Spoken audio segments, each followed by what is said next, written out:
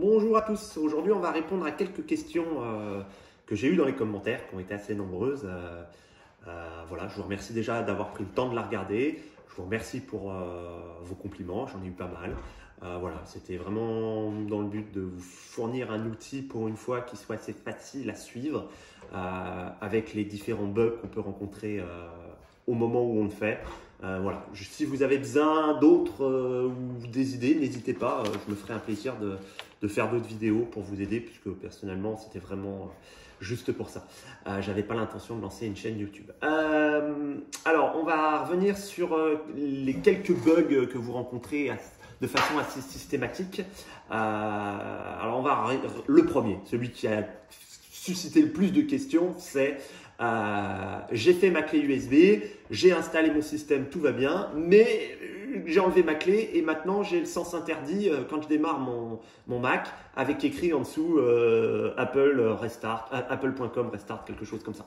Voilà. En fait, c'est très très simple, c'est simplement l'EFI custom que vous avez créé et qui est sur la clé USB qui ne s'est pas déporté sur votre Mac. Ça arrive de temps en temps. Donc c'est très très simple, il suffit d'aller là dans OpenCore, Patcher, de cliquer sur Build and Install OpenCore, hop, là vous choisissez votre disque dur. Alors, si vous êtes embêté, que vous ne savez pas quel est votre disque dur ou pas, je rappelle, le plus simple, c'est quand même d'aller dans l'utilitaire de disque, dans les utilitaires, utilitaires de disque. Voilà. Alors moi j'ai créé une section spéciale. Sinon, ils sont cachés dans les applications utilitaires. Voilà. Vous allez avoir tous vos disques. C'est quand même plus facile, c'est plus lisible. Vous savez à quoi ça correspond. Voilà. Là aujourd'hui, j'ai un SSD qui est de 128 Go, qui était celui du Fusion Drive que j'ai retiré, puisque comme j'avais pas l'intention à la base de passer à Monterey, j'avais laissé le disque dur à plateau, mais comme Apple ne nous a pas sorti les fameux iMac Pro 32 pouces de la rumeur, en tout cas plus que du 24 pouces, qui moi me pose problème de redescendre de taille, et ben, il va faire plus de... Voilà, il va durer un peu plus longtemps qu'il ne le devait. Et donc du coup, j'ai changé le disque dur, le disque dur par un SSD pour une centaine d'euros, un truc comme ça. Donc du coup, j'ai bien ma partition, le conteneur disque 3 en APFS Tethys, ça c'est le premier installé, donc il est en haut, c'est logique. Qui est pour le coup un M2 si ça vous intéresse un jour, mais j'ai pas décidé de démonter le M2 parce que là il faut vraiment démonter tout l'ordi et que déjà ça prend du temps, et franchement enlever un disque pour enlever un disque et pour le mettre sur le côté qui prenne la poussière, je vois pas l'intérêt, je l'ai laissé dedans même si j'utilise pas. Bref, là c'est bien mon Crucial que j'ai acheté et sur lequel j'ai installé mon disque. Donc j'ai bien dessus le conteneur disque 2 avec le volume de données, comme AppleFS le fait aujourd'hui, de 1 Tera. Voilà. Et après, j'ai une Apple Image Disk Media qui est un truc, je ne sais pas ce que c'est. Ah oui, c'est sauvegarde de Boba, c'est pour, d'accord, ok, c'est pour Time Machine. C'est logique, c'est pour ça que j'entends gratter derrière, le NAS est derrière. Donc, revenons à ce que je disais. Si vous avez gardé votre clé USB ou vos trucs comme ça, elles vont apparaître en dessous. Ah tiens, je vais montrer, je vais le faire là en test, en live direct. Non, ça c'est le Windows. Oui, parce que moi j'ai un Windows sur une clé USB. Je vous le conseille pas, c'est vraiment lent. Mais bon, ça peut dépanner. Hop, je vais la brancher, comme ça, voilà, on voit directement. Il est là, mon install Big Master. Si je viens ici dans OpenCore, hop, on va le voir ici en... Alors, vous voyez, là, il apparaît pas en jaune. Donc, des fois, on ne sait pas trop. Là, c'est Ultra, je le sais, puisque je l'ai tellement fait que maintenant, je le sais, qu'il la dénomme Ultra. Voilà, dans ces cas-là, vous éjectez tout ce que vous n'êtes pas sûr d'être votre disque dur pur. De toute façon, si vous essayez de démonter, lui, je peux peut-être le démonter. Je pense que si je fais le test... non, je peux pas le démonter. Ah, tu sais, je peux le démonter. Là, hop, voilà. Voilà, ben, vous voyez, même le disque qui est à l'interne, il veut bien, comme avant en fait. Il n'y a rien qu'à changer entre APFS et enfin essentiellement. Donc du coup, par contre celui-là, si j'essaie de le démonter, vous voyez, il va me dire, si j'essaie de le démonter, il va me dire que c'est pas possible parce qu'il est utilisé.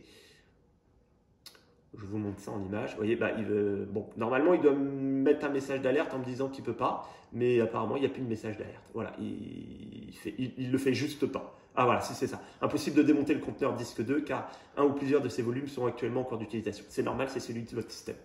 Voilà. Ah bon, je pourrais démonter le Time Machine, mais ça n'a pas d'intérêt et je préfère qu'il gratte derrière. J'aime bien avoir mes machines à jour. Tiens, bah, maintenant, il va me mettre 50 fois le message parce que j'ai appuyé 500 fois, mais ça, voilà. Ça reste une vieille machine malgré tout. Donc, vous allez simplement ici. Donc, vous voyez, il me reste plus que... bon, il continue à me considérer que le 128 est là, même si je l'ai démonté. Peut-être que si je relance le disque... non, il continue toujours à dire. Bon, c'est pas grave. Vous serez moins embêté. Donc, vous cliquez simplement sur votre disque dur, celui où est installé votre système. Vous mettez continuer. Vous allez voir, voilà, vous retapez votre mot de passe. Ça, il n'y a pas de problème. Vous voyez, je peux même me le refaire après. Ça pose zéro problème. Par contre, si je ne tape pas correctement, ça pose un problème. On va le voir, il va construire, voilà, tac, tac, tac, tac. Bon, là, il va me dire que, voilà. Donc, vous voyez, il est venu récupérer tous les éléments nécessaires à l'installation, que ce soit dans des kernels ou autres, les drives pour les NVMe troisième partie, les disques durs M2, vous savez, les petits. Voilà, il ajoute les éléments des airports pour les vieilles cartes, enfin bon bref, ainsi de suite et ainsi de suite et ainsi de suite et ainsi de suite. Il vient modifier le site, voilà, logiquement, parce que sinon il ne peut pas l'installer. Il modifie le firmware, hop, il vous met Your Open Core FI for Mac 14.2, parce que c'est la version que moi j'ai, a été fabriquée dans Private, Temporaire, Building Folder, Open Core Build, voilà. Il remonte le disque, voilà, et il me dit Done, opération completely successful. C'est que tout s'est bien passé. Hop, voilà. Là, normalement, vous n'avez que à redémarrer. Et il va redémarrer correctement. Ce qui va nous emmener au deuxième point. Les gens qui me disent, oui, maintenant, quand je lance, j'ai mon disque qui apparaît. J'ai fait une vidéo, je vais vous la mettre en même temps, comme ça, vous pourrez voir à quoi ça ressemble. C'est un comportement normal. En fait, on est venu installer un EFI custom. Donc pas celui d'Apple de base. L'EFI est la partie qui permet à l'ensemble du système de se lancer. Quand je parle du système, je parle bien de tout l'ordinateur, les webcams, les machins, les trucs, les vidéos. D'où le problème avec certaines T2. Mais bon, ça c'est encore autre chose. Une fois que vous lancez ce custom system va dire aux éléments de macOS qui vérifient l'intégralité du système, tout est bon. Alors qu'en fait, tout n'est pas bon, puisque vous avez actuellement une machine qui est dépassée, que Apple interdit d'utilisation d'installation de Monterey sur ces machines, pour des raisons qui ne sont pas complètement absurdes, et pas que monétaires, pas que, je l'ai bien dit. Du coup, vous ne pouvez pas le passer, c'est juste logique en fait. C'est l'élément qui fait que le reste puisse s'installer. Oui, c'est un peu plus embêtant parce que vous perdez 5 secondes à ce que cette fameuse fenêtre se lance. Vous avez en bas à droite la version du custom que vous avez fait. Vous avez votre disque dur, les images, machin. Bon, bref. Et puis après, ça se lance tout seul. Voilà. Bon, vous avez perdu une seconde, mais vous avez gardé un ordinateur que normalement vous auriez dû changer. L'un dans l'autre, je pense que c'est assez acceptable. Voilà. Mais vous ne pouvez pas l'enlever. C'est pas possible.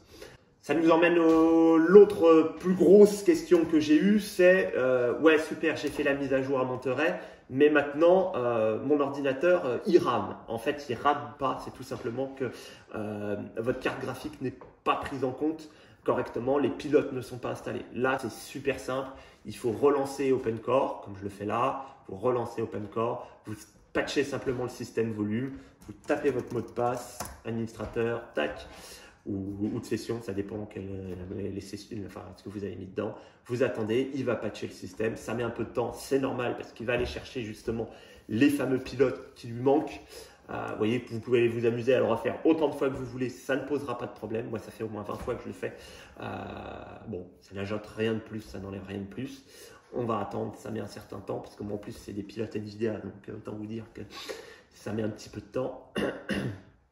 Enfin bref, il va se mettre à jour. Je vous mettrai la vidéo, j'avancerai la vidéo en vitesse rapide pour que vous puissiez le voir comment ça finit. Voilà, qu'est-ce qu'on va avoir d'autre? Ah bah ça y est, c'est fait. Voilà, donc vous voyez, si je viens chercher, effectivement, il est allé, donc il a regardé tous les éléments qui sont là, il a trouvé le GPU, hein, votre carte graphique, il était venu additionner Legacy NVIDIA Clipper Graphic Patch, voilà, donc c'est pour les vieilles cartes NVIDIA, donc il a routé il a patché, il a fait un route pour le patch, c'est normal.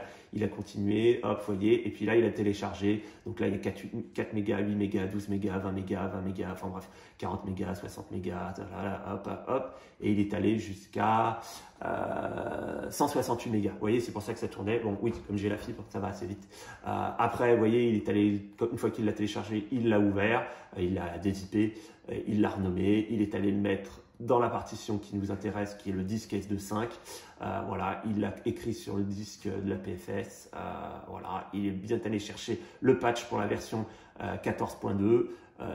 Voilà, et ainsi de suite, ainsi de suite. Vous voyez, GeForce Key, hop, NVIDIA, voilà. Et après, il vient mettre en dessous que ça s'est fait correctement pour le kernel et que voilà, tout est bon. Il n'y a plus qu'à redémarrer la machine parce que tout a été mis en place, les opérations ont été faites avec succès, voilà, et vous n'avez plus qu'à redémarrer, ça y est, c'est fait.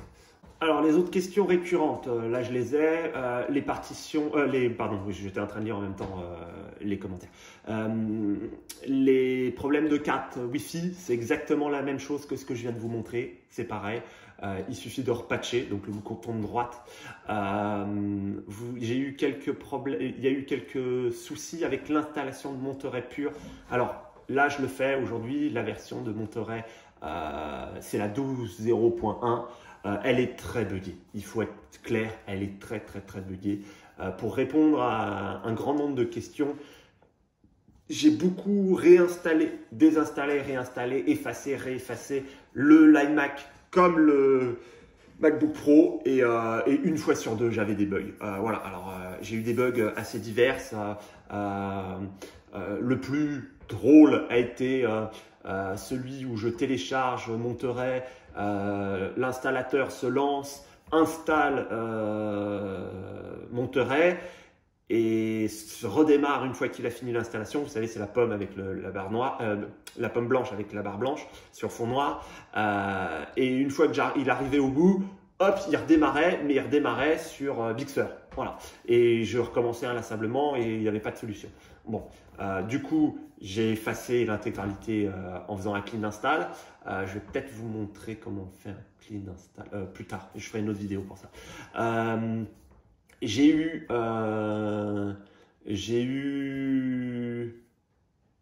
alors la première chose que j'ai essayé de faire sur le MacBook Pro, comme l'iMac était déjà passé, hein, l'iMac est passé de façon très simple, ça tourne toujours, ouais, donc je vais vous montrer comment on fait bêtement, comme 90% des gens ont fait.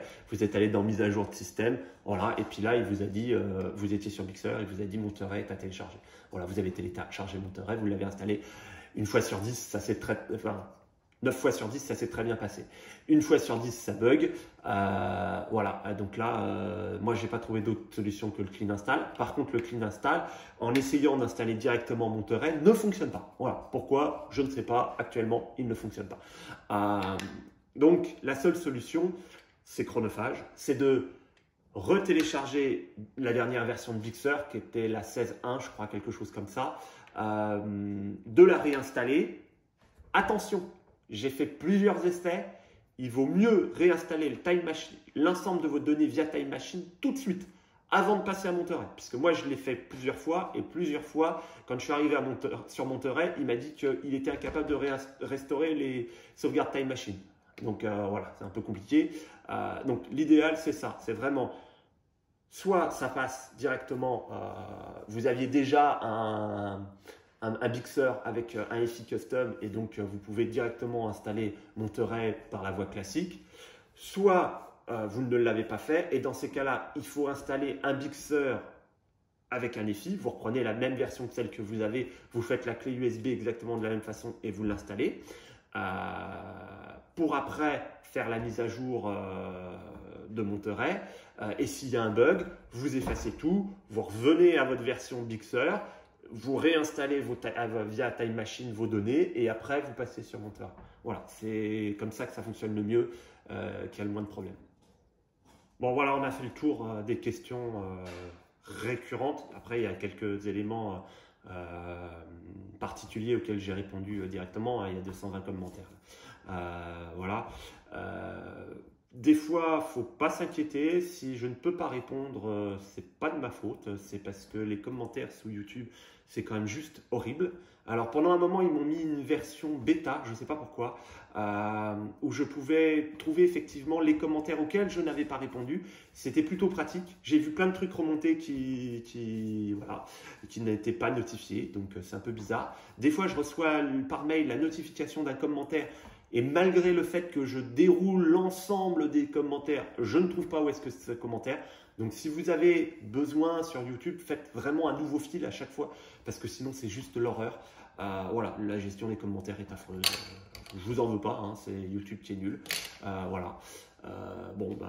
Et puis si vous avez d'autres questions, hein, les commentaires sont ouverts.